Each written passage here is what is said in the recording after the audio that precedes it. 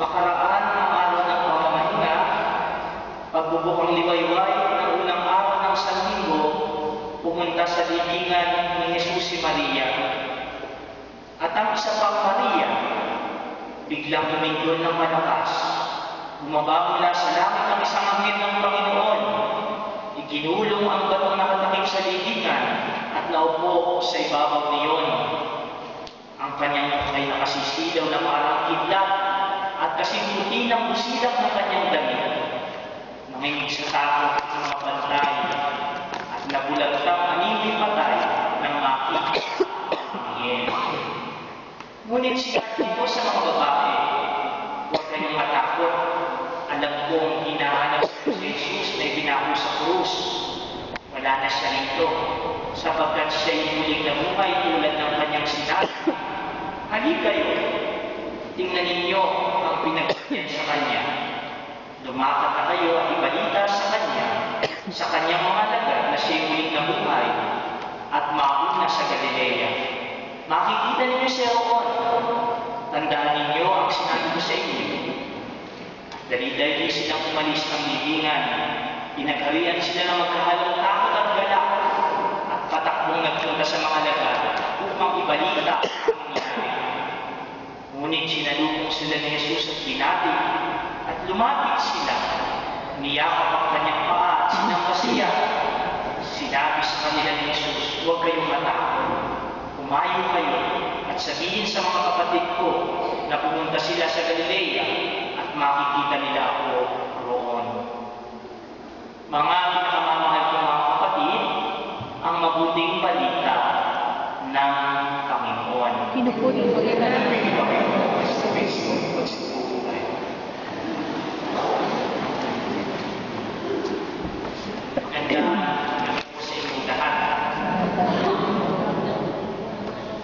Hindi na po ako mahaba ang ibibigay ko sa inyong pamilya at hindi na rin ang pakanta. Kasi kung mahaba na yung pinakinggan natin at kanta na po ako ng kanta. Pero kung nais ko kayo na bigyan lamang ng kunti para sa ating pagninilay.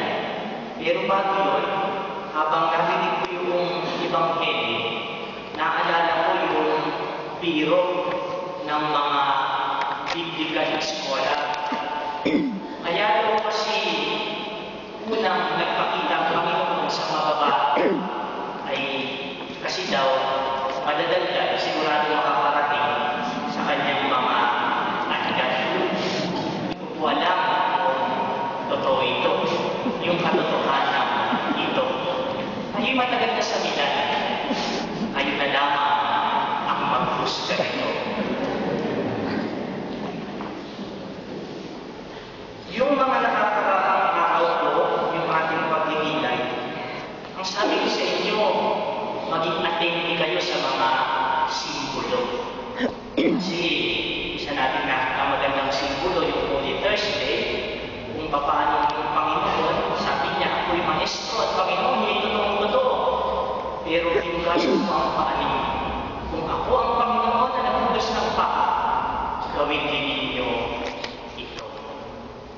Ngayon, gusto ko na nakita sana ninyo yung mga magaganda nating simbolo na gusto ko na yun yung hindi kayo sa meditation. Merong isang popular na kanta, Kapag-Easter.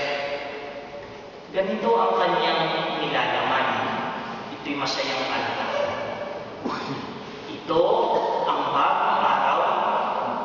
Ito'y araw ng tagumpay. Anak ng tao'y nabuhay. Siya'y ating parangalan. Sa krus, siya'y namatay. Ngunit muli siyang nabuhay. Alleluia, Alleluia. Dinugtong pa ng kanta, magalak, huwag nang lumuha. Sa